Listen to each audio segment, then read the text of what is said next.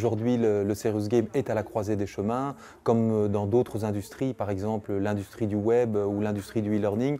Il y a eu plusieurs étapes. Donc les premières étapes, c'était vraiment l'étape plus artisanale, où des studios de développement produisaient eux-mêmes les contenus, avec des outils propres qu'ils développaient eux-mêmes, et puis peut-être avec l'apparition d'outils auteurs professionnels.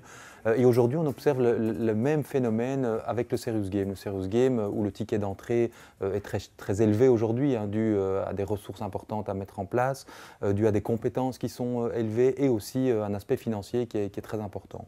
Et aujourd'hui, il apparaît des outils auteurs qui permettent non seulement aux studios de produire eux-mêmes leur serious game, mais aussi de nouveaux outils auteurs qui permettent à l'utilisateur final, que ce soit des responsables formation dans une entreprise, le monde académique, le monde scolaire, de pouvoir eux-mêmes produire leur propre serious game. Aujourd'hui, ces industries, avec l'apparition des outils auteurs, se sont vraiment démocratisées. Elles ont connu des révolutions.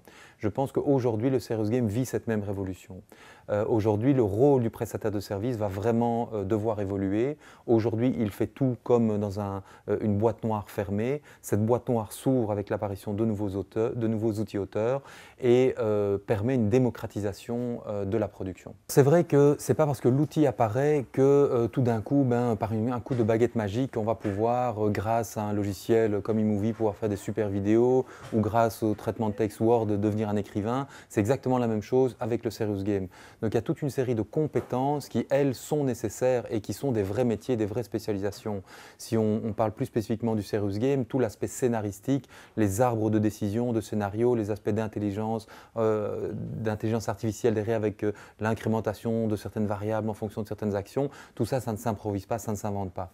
Par contre, ce que permettent les outils auteurs, c'est quelque part de s'affranchir de toute la partie technologique. On peut imaginer aujourd'hui de pouvoir faire des simulations d'entretien en 3 dimensions, en écrivant simplement le scénario. Et l'outil, quelque part l'outil auteur derrière, nous permet de nous dire, tiens, même si je ne suis pas technicien, mais que j'ai ces compétences scénaristiques, je peux produire moi-même mon serious game. En fonction du contexte, il y a un peu 2 types de scénarios qui vont se développer. Certaines organisations qui peuvent développer en interne ces compétences d'écriture, de scénarisation, etc., pourront monter en compétences pour développer elles-mêmes leur serious game.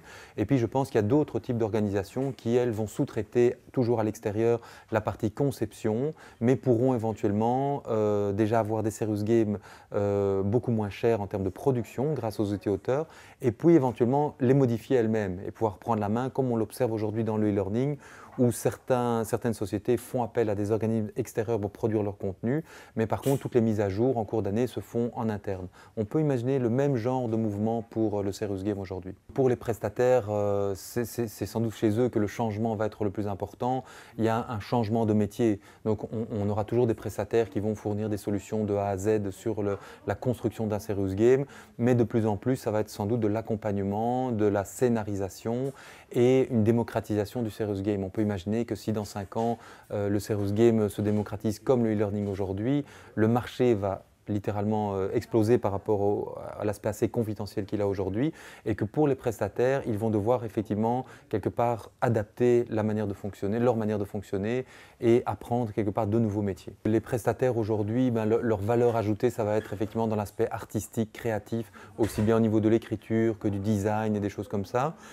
Par contre, que l'aspect technologique qui aujourd'hui est encore chasse gardée des prestataires, elle va être beaucoup plus démocratisée, va se retrouver dans les mains de quelque part Monsieur Tout-le-Monde. Donc c'est important que les studios puissent effectivement amorcer ce virage en se positionnant là où ils ont une vraie valeur ajoutée, c'est-à-dire vraiment l'aspect artistique, conception en amont des projets. Jusqu'il y a encore 1 an ou 2, le prix de développement d'un serious game, en imaginant par exemple un jeu de simulation, d'entretien, le ticket d'entrée, il n'y avait rien en dessous de 50 000 € et le prix moyen était plutôt sans doute entre 100 000 et 150 000 € pour avoir un jeu peut-être entre 30 et 40 minutes d'expérience joueur. Aujourd'hui, avec les outils auteurs, et donc à condition qu'on ait évidemment toute la partie écriture et scénarisation qui soit prise en charge en interne, on peut commencer à développer des serious games à partir de 5 000 €. Et donc pour 5 000 €, on peut avoir un entretien entre 2 personnes en 3D avec les choix, l'arbre scénaristique, sur une durée de jeu d'environ 10 minutes. Ça donne une idée quelque part du gap entre il y a quelques mois et aujourd'hui, de cette évolution qui n'est pas anecdotique.